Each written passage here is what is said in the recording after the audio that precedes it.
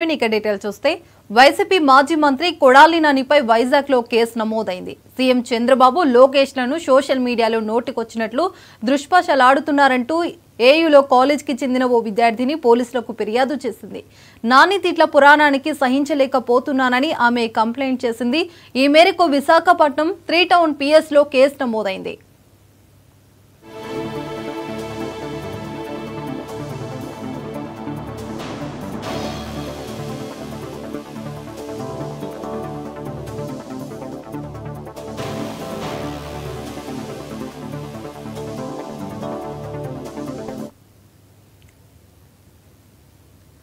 ఏపీలో social media వేదికగా అసభ్యకర పోస్టులు పెడుతున్న వైసీపీ సోషల్ మీడియా యాక్టివిస్టుల అరెస్టులు కొనసాగుతున్నాయి. సోషల్ సైకోల తాట తీస్తామని రాష్ట్ర ప్రభుత్వం వార్నింగ్ ఇచ్చింది. ఈ మేరకు కఠిన చర్యలు చేపట్టింది. వ్యక్తిగత దూషణలు, అసభ్యకర పోస్టులు పెట్టిన వారిపై కేసులు నమోదు చేస్తుంది.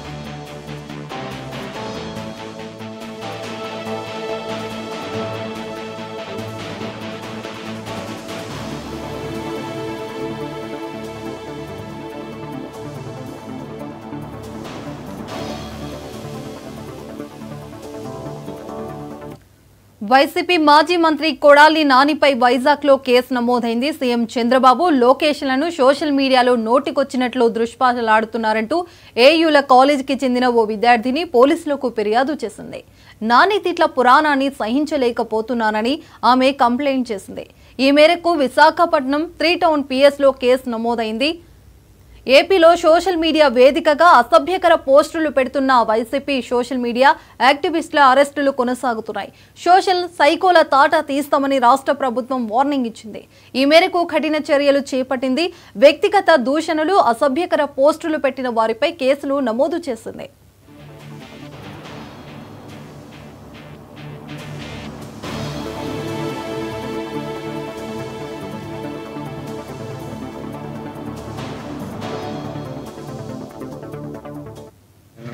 అంజనా ప్రియ అనే ఆమె రిపోర్ట్ మీద మాజీ మంత్రి కొడాలి నాని గారి మీద అది రిపోర్ట్ ఇవ్వడం జరిగింది. అది దాని మీద కేసు రిజిస్టర్ చేసి దర్యాప్తు చేస్తున్నాం. ఇది ప్రజెంట్ సీఎం గారి మీద అండ్ ఐటీ మినిస్టర్ గారి మీద, వీళ్ళ ఫ్యామిలీ మెంబర్స్ మీద చాలా అసభ్యకరంగా మాట్లాడారు. అవి సోషల్ మీడియాలో చాలా వైరల్ అవుతున్నాయి. దానివల్ల సొసైటీలో వినడానికి కూడా వీళ్ళ లాంగ్వేజ్ వాడారనే దాని మీద కంప్లైంట్ ఇవ్వడం జరిగింది.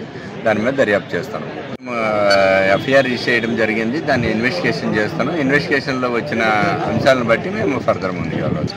ఇంకా అవి బిఎన్ఎస్ఏ అండ్ ఐటీ యాక్ట్ కూడా వేయడం జరిగింది. అవి దర్యాప్తు చేస్తాను.